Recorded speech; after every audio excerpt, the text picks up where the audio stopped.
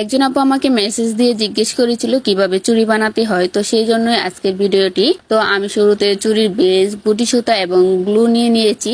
আমি সবসময় গুটি সুতা এবং কাপড়ের সাথে সাদা ফেব্রিক গ্লুটা ইউজ করি। কুন্দন বসানোর ক্ষেত্রে আমি B6000 গ্লুটা ইউজ করি এবং রেশমি সুতা যেটা এটা পেঁচানোর ক্ষেত্রেও আমি B6000 গ্লুটা ইউজ করি। তো আপনারাও এভাবে করলে চুড়িটা সুন্দর করে পেঁচাতে পারবেন। তো আমি সুতার মধ্যে শুরুতে একটু ফেব্রিক গ্লু লাগিয়ে নিয়েছি, এরপর আবার চুড়ির মধ্যে লাগিয়ে সুন্দর করে চুড়িটাকে পেঁচিয়ে নেব। এমন ভাবে পেঁচাতে হবে যেন একটা সুতা আরেকটা সুতার উপরে লেগে না থাকে, সুন্দর করে পেঁচাতে হবে, তাহলে চুড়ির ফিনিশিংটা অনেক সুন্দর হবে। আর আপনারা যারা যারা এভাবে চুড়ি বানাবেন তারা অবশ্যই অনেকগুলো টিপস রয়েছে, সেইগুলো ফলো করবেন, তাহলে আপনাদের চুড়ির ফিনিশিংটা অনেক সুন্দর হবে এবং চুড়িটা দেখতেও অনেক আকর্ষণীয় হবে। তো আমি আপনাদেরকে সুন্দর করে পুরোটাই দেখিয়ে দিচ্ছি, হয়তো একটু স্পিড দিয়েছি, কিন্তু আপনারা যদি ভালোভাবে খেয়াল করেন তাহলে বুঝতে পারবেন এটা কিভাবে পেঁচানো হয়েছে। তো দেন এখন আমার এখানে চুড়ি পেঁচানোটা প্রায় শেষ। আমি এক এক করে সবগুলো চুড়ি এখানে পেঁচিয়ে নেব সুন্দরভাবে।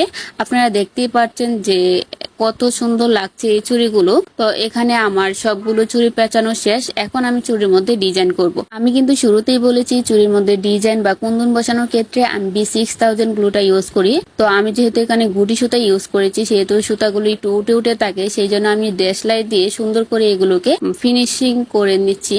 তো এখন এটার মধ্যে আমি B6000 গ্লুটা বসিয়ে এরপর আমি এখানে পাল যে চেনটা আছে, এটা পাল চেন না বাট কি চেন জানি বলে, যাই হোক, তো এই চেনটা এখানে সুন্দর করে বসিয়ে নিচ্ছি যেন সুন্দর করে একদম ভালোভাবে বসে যায় সেভাবে দিবেন। এখানে আমি সুন্দর করে বসিয়ে নিয়েছি। এখন আমি এটার মধ্যে পাথর দিয়ে ডিজাইন করব। তো এখানে আমি সোনালী কালার পাথর এবং সিলভার কালার পাথর দুইটা নিয়েছি। এখন একটা সোনালী কালার এবং একটা সিলভার কালার এভাবে দিয়ে একটার পর একটা দিয়ে সুন্দর করে ডিজাইনটা কমপ্লিট করব।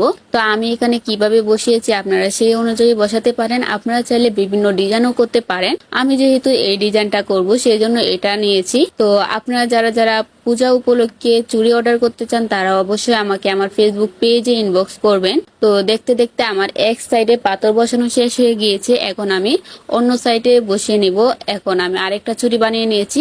এরপর আমি যে তিনটা চুড়ি পেঁচিয়েছিলাম এইগুলোর মধ্যে সুন্দর একটা নর্মাল ডিজাইন করে নিব। তো এইভাবে চুড়িগুলো বানালে কিন্তু অনেক সুন্দর হয় দেখতে।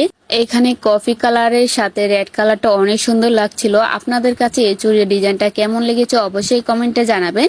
আর যারা যারা এই চুড়িটা অর্ডার করতে চান তারা অবশ্যই আমাকে আমার ফেসবুক পেজ অথবা আমার হোয়াটসঅ্যাপ নাম্বারে ইনবক্স করবেন, তাহলে আমি আপনাদের পছন্দ অনুযায়ী চুড়ি বানিয়ে দেব। তো দেখেন আপনারা চুড়িটা কত সুন্দর লাগছে হাতে পরার পরে। আপনাদের কার কার কাছে কেমন লেগেছে অবশ্যই কমেন্টে জানাবেন। আজকের ভিডিওটি এই পর্যন্ত। আল্লাহ হাফেজ।